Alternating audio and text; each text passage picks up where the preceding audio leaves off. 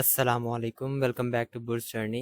आज की इस वीडियो में मैं आपको यॉस एग्ज़ाम से मुतालिक जो भी ज़रूरी डिटेल्स हैं वो उनसे मुतालिक आपको गाइड करूँगा। तो आप लोग इस वीडियो को बगैर स्किप किए कंप्लीट देखिएगा। आपको हर आपके क्वेश्चन का कॉमन क्वेश्चन का जो आंसर है वो आपको इस वीडियो में मिल जाएगा।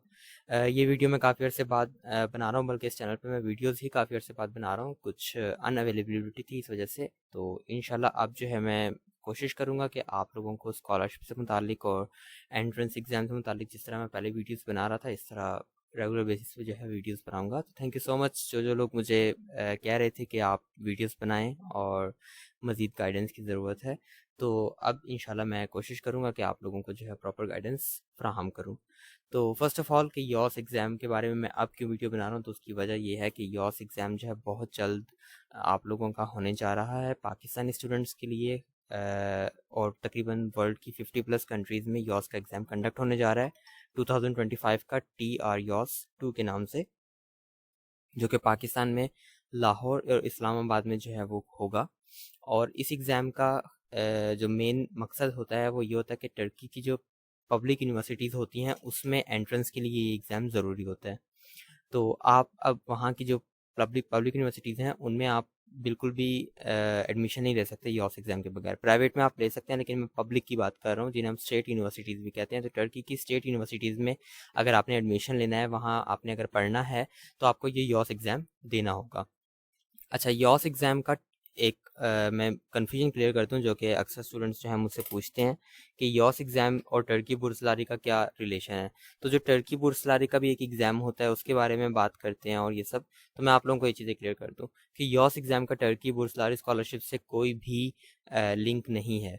हाँ, यॉस एग्ज़ाम का अगर आपके पास स्कोर हो तो आप टर्की बुर्सलारी स्कॉलरशिप के अंदर जब आप फिल कर रहे होते हैं तो उस वक्त आप ऐड कर सकते हैं, लेकिन वैसे इसका डायरेक्ट कोई लिंक नहीं है।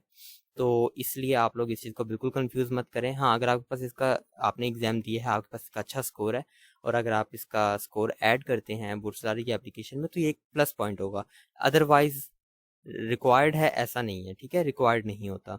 सेकंड ये कि यॉस का एग्ज़ाम जो है फिर किस काम का, जो मैंने आपको पहले बताया कि टर्की की जो स्टेट यूनिवर्सिटीज़ हैं उनमें एडमिशन लेने के लिए आपको ये रिक्वायर्ड है।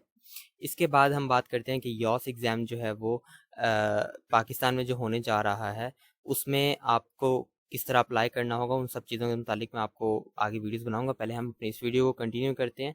तो सबसे पहले यॉस एग्ज़ाम जो है इसमें आप लोगों को जो इसका मतलब मायनी क्या है, यानी कि इसका मीनिंग क्या है, वो मैं आपको समझा देता हूँ कि यॉस जो है ये टर्की का एक वर्ड्स हैं, उनकी एब्रीविएशन है, YOS हम इसे कह देते हैं। वैसे इसकी जो फुल फॉर्म है वो यवांजी उरुकलू ऑरेंजी से नाम है और इसका मतलब ये होता है foreign student exam, foreign student entrance exam, ठीक है।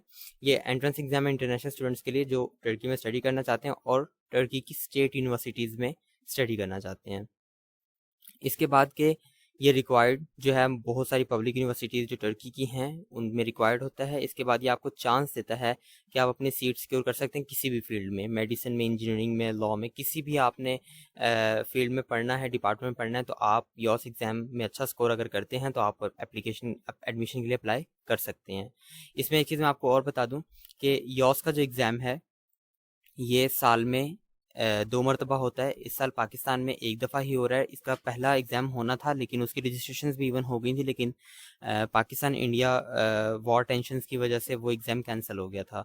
तो इसलिए वो लोगों ने TR-YOS-1 नहीं लिया, TR-YOS-2 लेंगे 2025 का। साल में ये 2 मरतबा होता है, ठीक है। इसके बाद इसमें यूनिवर्सिटीज़ जो हैं वो यॉस के एग्ज़ाम को प्रेफर करती हैं ओवर हाई स्कूल ग्रेड्स, यानी आपके हाई स्कूल के ग्रेड्स इतना मैटर नहीं करते जितना यॉस का एग्ज़ाम मैटर करता है। इसके बाद नेक्स्ट इसमें जो इसका एग्ज़ाम स्ट्रक्चर है वो क्या है, तो इसमें आपसे मैथमेटिक्स, IQ और समटाइम जनरल नॉलेज, लेकिन most of the time mathematics और IQ के क्वेश्चंस किए जाते हैं। मैथमेटिक्स में सिंपल मैथमेटिक्स और ज्योमेट्री होती है, ठीक है। उसके बाद ऐसे राइटिंग वगैरह इस तरह की कुछ नहीं होती, सबका सब मल्टीपल चॉइस क्वेश्चन यानी MCQs की बेस पे होता है और इसका जो एग्ज़ाम लैंग्वेज है वो इंग्लिश और टर्किश में होता है, ठीक है। यानी कि आपको ये मसला नहीं है कि आपने टर्किश लैंग्वेज सीखनी है, ऐसा नहीं है। एग्ज़ाम 4 लैंग्वेजेस में होता है यूजुअली, पर्शियन में सॉरी अरेबिक, रशियन, इंग्लिश और टर्किश, इन 4 लैंग्वेजेस में होता है। तो आप कोई भी क्वेश्चन आए आपके सामने तो आप उसे समझ सकते हो इजीली। उसके बाद कौन कौन इस एग्ज़ाम में अप्लाई कर सकता है? तमाम इंटरनेशनल स्टूडेंट्स सिवाय टर्किश सिटीजन्स के, ऑब्वियसली वो लोग अपने एग्जाम देते हैं, तो ये सिर्फ इंटरनेशनल स्टूडेंट्स के लिए एग्जाम है, तो तमाम इंटरनेशनल स्टूडेंट्स इसके लिए अप्लाई कर सकते हैं। हाई स्कूल ग्रेजुएट्स और वो लोग जो अभी ग्रेजुएट होने जा रहे हैं यानी कि ग्रेजुएट होने वाले हैं, वो लोग इसके लिए अप्लाई कर सकते हैं।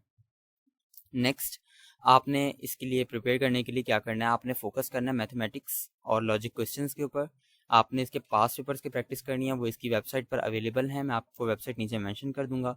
टाइम मैनेजमेंट आपने उस पर फोकस करना है, क्योंकि इसका सिलेबस जो होता है वो इतना खास, यानी ऐसे नहीं होता कि आपने ये उन्होंने टॉपिक्स बताए हैं आपने इनमें से प्रिपेयर करना है, ऐसे नहीं होता। इसका ओपन सिलेबस होता है, आपको अंदाज़ा होगा पास पेपर्स देखने से। उसके बाद कुछ कोचिंग सेंटर्स हैं टर्की में जो कि ऑफ़र करते हैं इसकी प्रिपरेशन को, लेकिन मैं आपको रिकमेंड करूंगा कि आपने अगर फर्स्ट ईयर सेकंड ईयर की मैथमेटिक्स पढ़ी हुई है तो आपके लिए आसानी होगी। आप पास पेपर्स को देखें, आप इसके आराम से प्रिपरेशन कर सकते हैं। इसके बाद लास्ट चीज़ कि अगर आप लोग सीरियस हैं वाकई में टर्की में स्टडी करने के लिए और आप लोग चाहते हैं कि बस आपका किसी भी तरह हो जाए, पब्लिक यूनिवर्सिटीज़ की फ़ीस वैसे ही कम होती है, तो आप जो है यॉस एग्ज़ाम को ऑप्ट कर सकते हैं। या आपने अगर बुर्सलारी के लिए भी अप्लाई करना है तो आप इसको पहले अटैम्प्ट करें, इसका अच्छा स्कोर लें और आप बुर्सलारी में इसका स्कोर ऐड करें, उससे आपकी एप्लीकेशन काफ़ी बूस्ट होगी और आपको एक एज मिल जाएगा, ठीक है, आपको एक प्रायोरिटी मिल जाएगी। तो यही सब चीज़ें थी यॉस एग्ज़ाम के बारे में। Thank you so much for watching this video, और इंशाल्लाह मज़ीद आने वाली वीडियोस में आप मुझे कमेंट सेक्शन में बता सकते हैं कि क्या और किस टॉपिक पे आपको वीडियोस जो हैं वो या गाइडेंस आपको चाहिए। मैं इंशाल्लाह मेरे नॉलेज में जो भी हुआ मैं आपको प्रोवाइड करने की कोशिश करूँगा। Thank you so much for watching, और चैनल को जो है वो लाजमी सब्सक्राइब कीजिएगा। अल्लाह हाफ़िज़।